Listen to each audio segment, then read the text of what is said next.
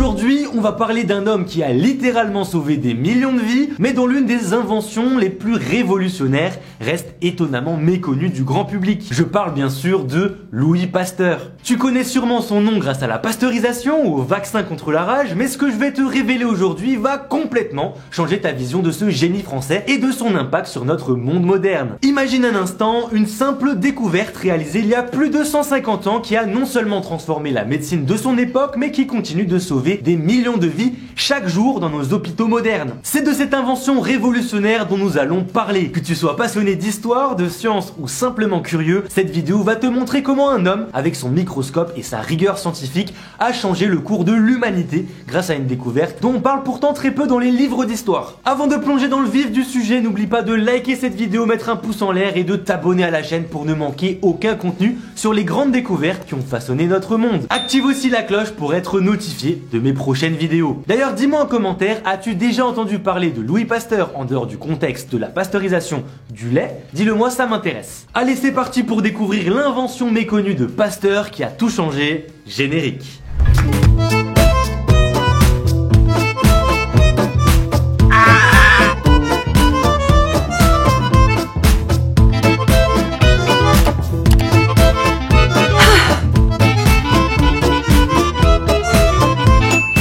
Avant de te dévoiler cette invention révolutionnaire, plongeons dans le contexte médical du 19e siècle pour comprendre pourquoi cette découverte a été si transformative. Dans les années 1860, être admis à l'hôpital équivalait souvent à signer son arrêt de mort. Les opérations chirurgicales, même les plus simples, présentaient un taux de mortalité effroyable, allant jusqu'à 50%. Pourquoi? Eh bien tout simplement parce qu'à cette époque, les médecins opéraient sans se laver les mains, portaient les mêmes blouses tachées de sang d'un patient à un autre et utilisaient des instruments jamais désinfectés. La notion même de désinfection était totalement incomprise. La théorie dominante était celle des miasmes. On croyait que les maladies se propageaient par l'air vicié ou les mauvaises odeurs. L'idée que des organismes invisibles puissent causer des maladies était considérée comme absurde par la majorité de la communauté médicale. Les accouchements étaient particulièrement dangereux. Jusqu'à 25% des femmes mouraient de fièvre puerpérale après avoir donné naissance dans les maternités des hôpitaux. C'était une véritable hécatombe. Un médecin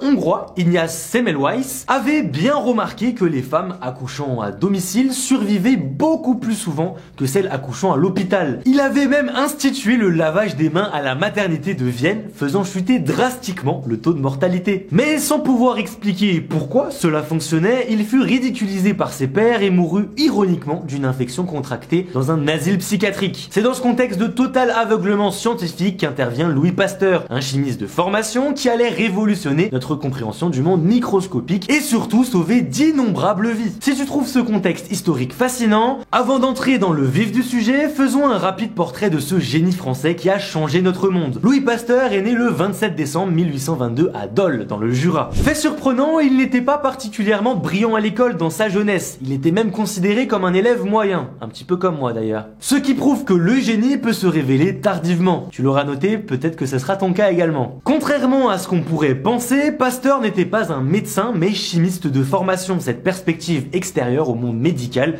lui a justement permis d'apporter un regard neuf sur des problèmes que les médecins traditionnels abordaient avec des préjugés solidement ancrés. Ce qui distinguait Pasteur, c'était sa méthode, sa rigueur scientifique exemplaire, une patience infinie pour l'expérimentation et également une capacité à remettre en question les dogmes établis. Il incarnait parfaitement la démarche scientifique moderne. Avant même sa découverte révolutionnaire dont nous allons parler, Pasteur avait déjà réalisé des avancées majeures. Numéro 1, il avait résolu le mystère de la fermentation en démontrant qu'elle était causée par des micro-organismes vivants et non pas par un processus chimique spontané. Numéro 2, il avait sauvé l'industrie du vin et de la bière en France grâce à la pasteurisation. Numéro 3, il avait réfuté définitivement la théorie de la génération spontanée, l'idée que la vie pouvait apparaître spontanément, en gros de la matière inerte. Mais sa plus grande bataille allait se jouer sur un terrain totalement différent, celui de la médecine et de la chirurgie. Alors qu'il n'était pas médecin lui-même. Peu de gens le savent, mais Pasteur était un homme profondément affecté par des tragédies personnelles. Il avait perdu 3 de ses 5 enfants à cause de maladies infectieuses. Cette douleur intime a probablement alimenté sa détermination à comprendre et à combattre les causes des maladies. Et il faut savoir que cette détermination allait le conduire à une découverte qui allait littéralement révolutionner la médecine mondiale et sauver des millions si pas des milliards de vies.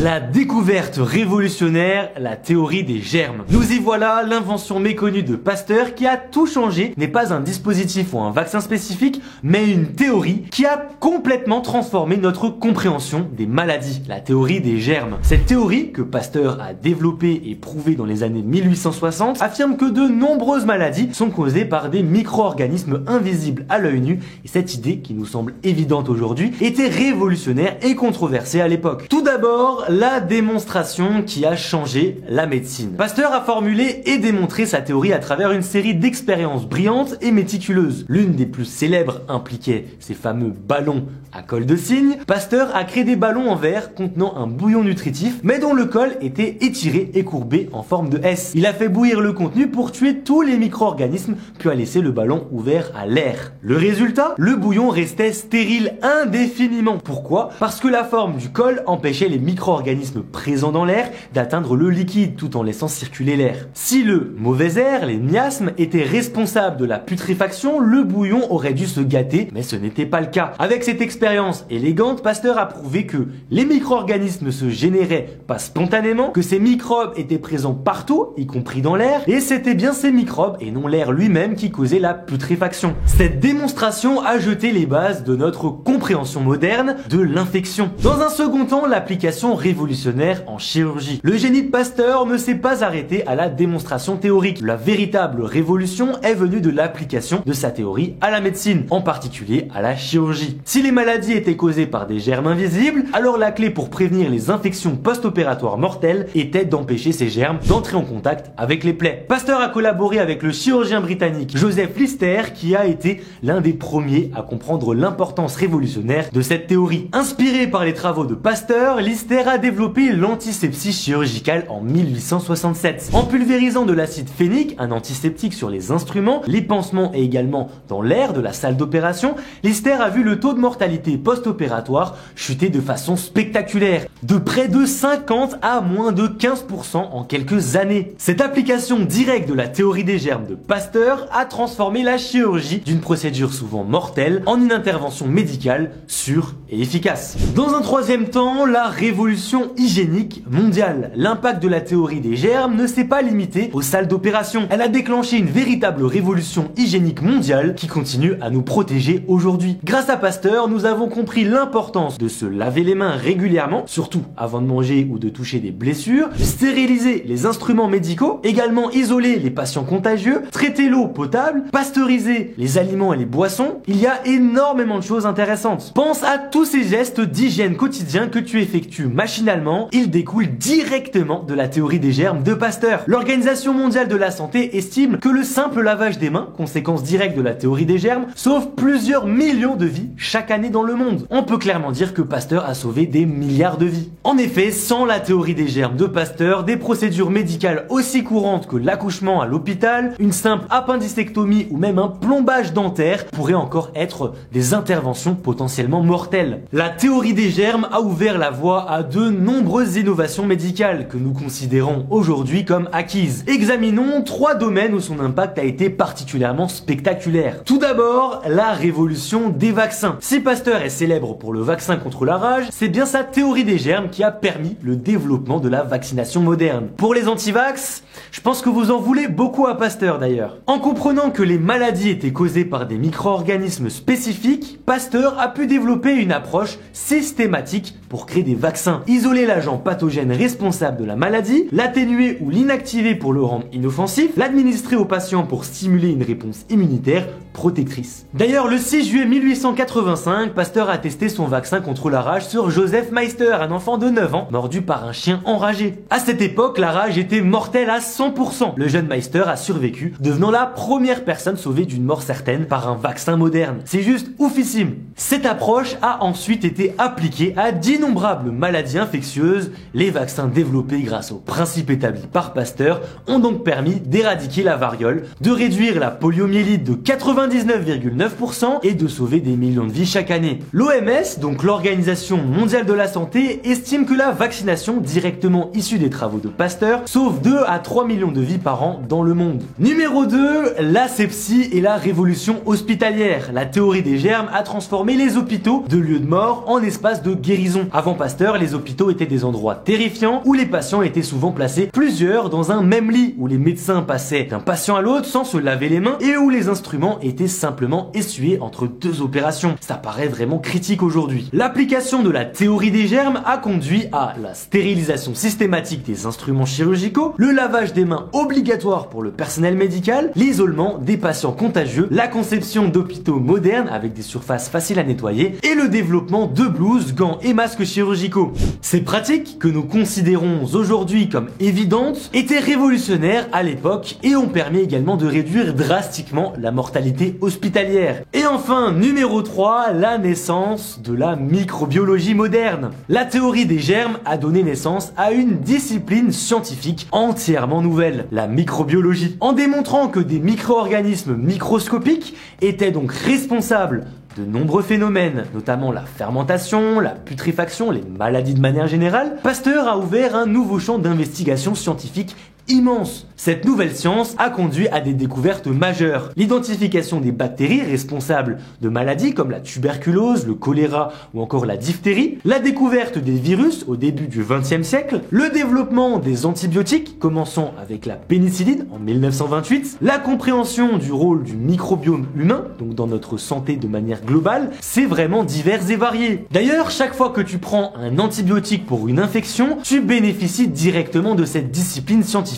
née de la théorie des germes de Pasteur. La microbiologie continue aujourd'hui à être à la pointe de l'innovation médicale, des thérapies géniques aux vaccins ARNM, en passant par la compréhension du microbiome intestinal. Il y a énormément de choses. Malgré l'impact révolutionnaire de ces découvertes, certains aspects de l'héritage de Pasteur restent étonnamment méconnus du grand public. Explorons 3 facettes fascinantes de son influence. Numéro 1, le pionnier de la médecine préventive. Pasteur est l'un des fondateurs de la médecine préventive moderne, une approche qui vise à empêcher la maladie avant qu'elle ne survienne plutôt que de la traiter directement. Sa célèbre phrase « Prévenir est mieux que guérir, mieux vaut prévenir que guérir » comme on dit, a fondamentalement changé notre approche de la santé publique. Grâce à cette vision, nous avons vu le développement des campagnes de vaccination de masse, des systèmes de traitement des eaux usées et de l'eau potable, des politiques de santé publique basées notamment sur la prévention des infections, des protocoles d'hygiène, notamment dans l'industrie alimentaire et dans d'autres types d'industries. Il y en a encore des tas. L'espérance de vie mondiale a plus que doublé depuis l'époque de Pasteur, passant d'environ 35 ans dans les années 1870 à plus de 72 ans aujourd'hui. Cette progression spectaculaire est largement attribuable aux mesures préventives découlant de la théorie des germes. La pandémie de Covid-19 nous a rappelé l'importance cruciale des principes de Pasteur. Lavage des mains, distanciation, masque, toutes ces mesures découlent directement des découvertes de Pasteur. Oui, je pense que les complotistes s'en mordent les doigts. Pasteur, ils doivent vraiment le détester. Numéro 2, l'industrialisation de la science. Pasteur a révolutionné non seulement la médecine, mais également la façon dont la science était organisée et financée. Avant lui, la recherche scientifique était principalement menée par des individus isolés, souvent des aristocrates, fortunés ou des personnes bénéficiant de mécénat. Pasteur a créé un nouveau modèle, la recherche en équipe pluridisciplinaire, la collaboration entre scientifiques et industriels et le développement d'instituts de recherche, notamment spécialisés. Également l'application rapide des découvertes fondamentales à des problèmes concrets. D'ailleurs, en 1887, la création de l'Institut Pasteur à Paris, financé par des souscriptions publiques, a marqué le début d'une nouvelle ère dans l'organisation de la recherche scientifique. Aujourd'hui, des instituts Pasteur existent dans 25 pays sur 5 continents, poursuivant l'héritage de leurs fondateurs. Ces instituts ont été à l'origine de nombreuses découvertes, notamment majeures, dont 10 ont été récompensées par des prix Nobel. Et enfin 3, le modèle du scientifique moderne. Au-delà des découvertes, Pasteur a défini ce qu'est un scientifique moderne et également comment la science devrait être pratiquée. Il a incarné plusieurs principes qui sont devenus des piliers de la démarche scientifique contemporaine. Tout d'abord, la rigueur méthodologique et l'importance de l'expérimentation. Ensuite, la nécessité de prouver ses théories par des démonstrations publiques et reproductibles. Ensuite, l'importance de la communication scientifique claire et accessible. Et pour finir, l'engagement social du scientifique. Un exemple fascinant, en 1881, pour démontrer l'efficacité de son vaccin contre l'anthrax, maladie du charbon, Pasteur a organisé une expérience publique spectaculaire à Pouilly-le-Fort. Devant un public de scientifiques, journalistes et agriculteurs, il a vacciné 24 moutons, une chèvre et 6 vaches, petite info intéressante, en laissant un nombre égal d'animaux non vaccinés. Tous les animaux ont ensuite été exposés à l'anthrax. Les résultats, tous les animaux vaccinés ont survécu. Tous les non vaccinés sont morts. Cette démonstration publique a convaincu même les plus sceptiques. La méthode de Pasteur, observation minutieuse, hypothèse, expérimentation rigoureuse et vérification, reste le fondement de la démarche scientifique moderne. La prochaine fois que tu te laveras les mains, que tu prendras un antibiotique ou que tu verras quelqu'un se faire vacciner, rappelle-toi que ces gestes simples, qui sauvent des millions de vies, sont l'héritage direct de Louis Pasteur et de sa théorie révolutionnaire des germes. Je t'invite vraiment à observer dans ta vie quotidienne tous les gestes d'hygiène que tu réalises machinalement et qui découlent directement des découvertes de Louis Pasteur. Puis reviens me dire en commentaire celui qui te semble le plus important. Je compte sur toi. Si cette vidéo t'a été utile, n'oublie pas de lui donner un pouce vers le haut, de t'abonner à la chaîne et d'activer les notifications pour ne manquer aucun contenu futur sur les grandes découvertes qui ont changé littéralement notre monde. Et d'ailleurs, si tu connais quelqu'un qui s'intéresse à l'histoire des sciences ou tout simplement à la médecine, n'hésite pas à lui partager cette vidéo, elle pourrait l'inspirer. Pour une meilleure connaissance de notre histoire et surtout pour une meilleure santé, like et abonne-toi.